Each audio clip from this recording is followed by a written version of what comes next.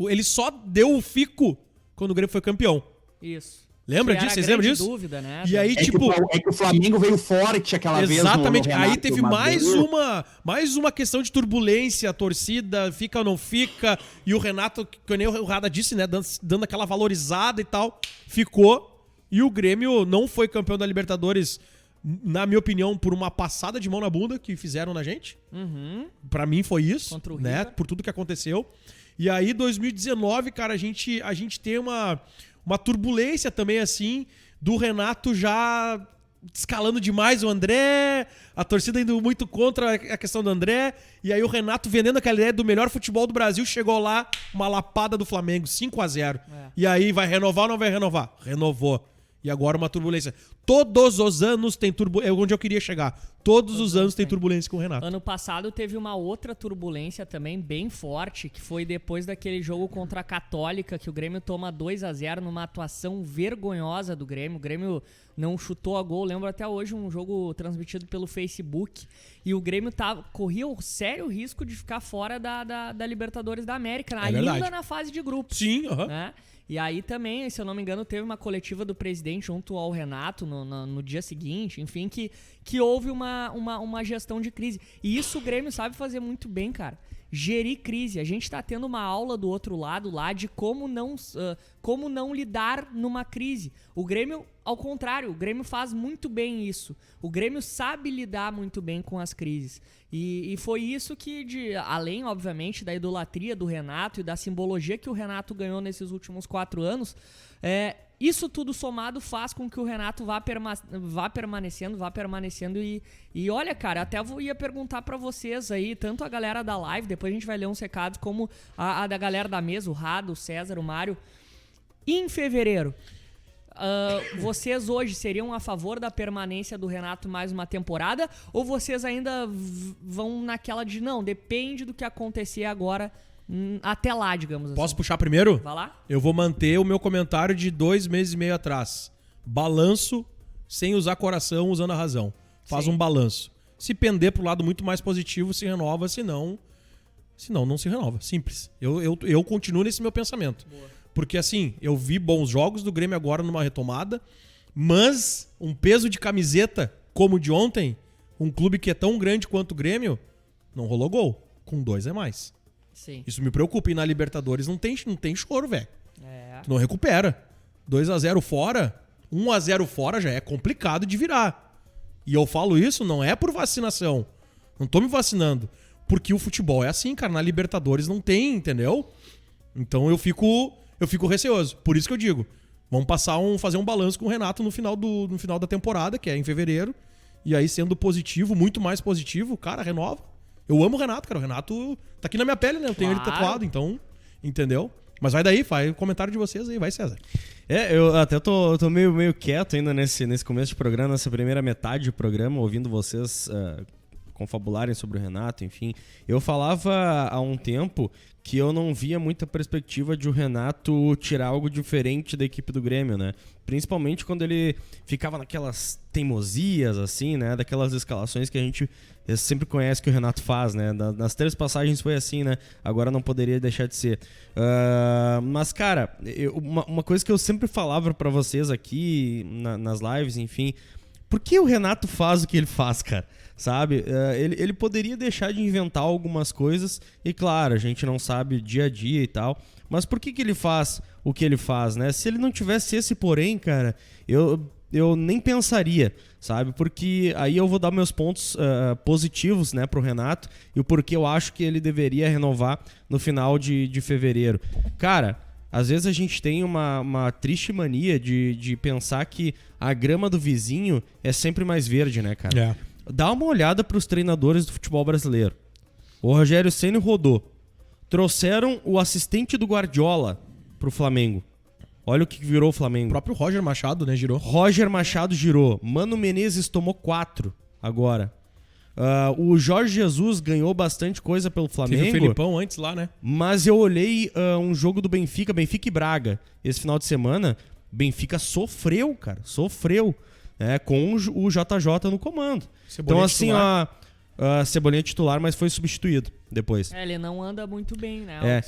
Então assim, ó, cara, tu olha pro cenário do futebol brasileiro, qual o treinador que viria e daria uma excelente resposta? Thiago Nunes, né? Foi pro Corinthians e não foi tudo aquilo que foi no Atlético. Então qual o técnico que viria pra cá e daria uma excelente resposta? E aquela coisa que, claro, o Renato é marrento, aquele negócio e tal do Renato. Pô, me dá 200 milhões, aí ele quase chia, né, que nem os caras lá do Rio, né? Me dá 200 milhões aí que podem me cobrar bom futebol. Confio nos meus jogadores. Para pensar, meu velho. Para pensar. O Renato, ele tem os pedidos dele, ele tem os jogadores que ele gostaria de trabalhar. Mas ele também compreende e ele sabe trabalhar dentro das possibilidades do Grêmio, cara. Poxa, nos últimos anos o Romildo fez uma excelente gestão e, cara, dentro disso também está o ponto de não contratar o que tu pode. Aliás, não contratar tudo que tu quer, mas contratar tudo que tu pode. Sim. Entende? Então, claro que o Renato tem os pedidos dele, os jogadores que ele gostaria de trabalhar, mas nem todos puderam vir. Alguns puderam. E aí entregaram pro Renato, ó, te vira, faz jogar. E o Grêmio nos últimos anos tá encabeçando várias competições, né? Claro, tem uns momentos de turbulência que nos fazem duvidar, e esse nos fazem, eu me incluo muito nisso, nos fazem duvidar da capacidade do Renato em tirar coisas novas, tirar novos coelhos da cartola, mas, poxa, vamos dar um crédito pro cara, né? E aí, claro, tem crédito. Muito crédito pro Eu não desconsidero nada dessas 4 temporadas do Renato. Eu não desconsidero nada. Rada, tua vez, vai lá. Eu vou muito ao encontro do que o César disse, assim, ó. Eu acho o Renato um excelente treinador. Por exemplo, eu não queria ver o Rogério Ceni treinando o Grêmio, pelo amor de Deus, né? O Rogério Ceni treinando o Grêmio, jamais. Eu tenho aquela imagem de 2006, ele entregando a taça para eles. Eu jamais quero ver o Rogério Ceni treinando o Grêmio. Só um adendo nessa história. A questão toda é o seguinte, o Renato e o Romildo conversarem para entenderem o limite do Renato. Que, por exemplo, assim, o que me irrita no Renato? É ir numa coletiva que o Grêmio jogou mal e ele fugir de todas as perguntas relacionadas ao jogo e ir pro bingo dele. Ah, me dá 200 milhões que eu faço o time ser competitivo. Ah, meu grupo é muito bom. Ah, tem dias que é noite. Ele fala isso, né? Sim. Frequentemente. E o que me incomoda é porque quem é que trouxe o Robinho pro Grêmio? Quem é que indicou o Robinho pro Grêmio? Renato. Quem é que trouxe o Thiago Neves e protegeu o Thiago Neves até o último momento? O Renato. Quem é que defendeu o André e bateu no Luan? O Renato. Então é o seguinte, eu acho o Renato um baita treinador.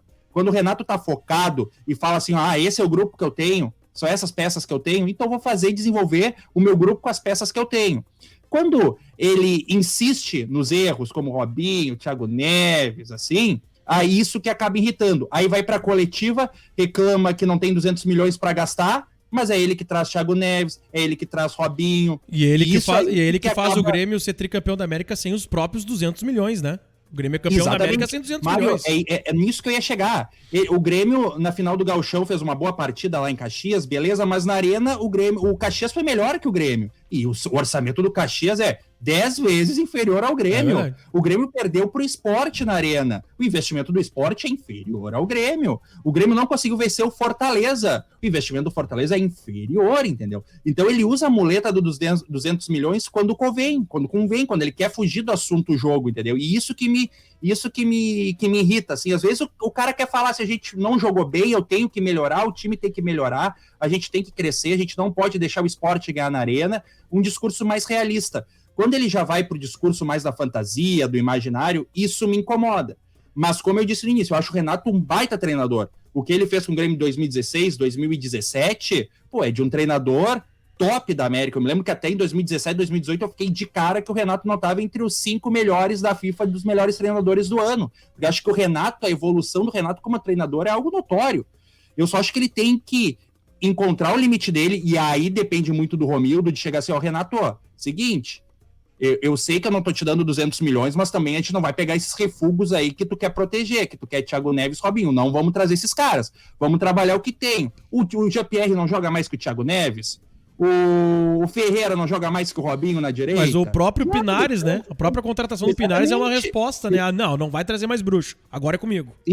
Exatamente, encontrar um limite pra ele. Tudo bem que tem o case do Renato, do cara assim, deixa eu recuperar esse jogador, e muitas vezes os dirigentes caem nesse discurso porque o Renato, em muitos momentos, consegue, né, recuperar alguns jogadores. O Cortez é um grande caso um grande caso desses, né, que tava vindo pro Náutico e acabou jogando final de Libertadores e sendo tricampeão com o Grêmio, mas o Raio não vai cair sempre no mesmo lugar. E aí verdade. O Romildo e a direção de futebol precisa impor um limite pro Renato. É isso que me irrita. A fantasia e achar que ele vai solucionar, ele vai encontrar soluções em jogadores que estão encostados em outros clubes. O Grêmio, em muitos momentos, tem que olhar para a base de vez de olhar em refúgio. Olha o que os guris estão fazendo ali na base, até olhando no momento. O Elias está jogando muita bola. O Grêmio tem um Léo Pereira que joga muita bola. Então, até o Patrick, em alguns momentos, está jogando muita bola ali na equipe de transição. Então, daqui a pouco, dá mais rodagem para os guris, porque tu vê, quando os guris entram em campo, e até o Passarinho citou 2019, né, que o Grêmio começou mal na Libertadores. Lembra como é que o Grêmio se recuperou naquela fase de grupos da Libertadores? Jean-Pierre e Matheus Henrique estavam gastando no Campeonato Gaúcho que a transição estava jogando. Renato olhou para a transição, olha, os guris estão gastando. Botou os dois no time titular. O Grêmio começou a elevar o seu patamar. Então, em muitos momentos, a solução não está no Robinho, no Thiago Neves. Está na base. Então ele tem que ter mais a convicção do que está acontecendo em sua frente e não ir nesse pensamento da fantasia, da ilusão. E isso que me irrita no Renato. Mas ainda acho ele um baita treinador e acho que ele tem totais condições de fazer mais um belo trabalho daqui a um ano com a camisa do Grêmio na Casa Mata Tricolor. E até quando não se olha diretamente para a base, para os jogadores que vêm direto para o profissional, e quando tem a saída de alguns atletas de base ou que subiram recentemente para o profissional para outros clubes emprestados, como é o caso de Lima e Léo Chu. Hoje o Léo Chu e o Lima não jogaram contra o Grêmio, né, na partida do Ceará porque tem contrato.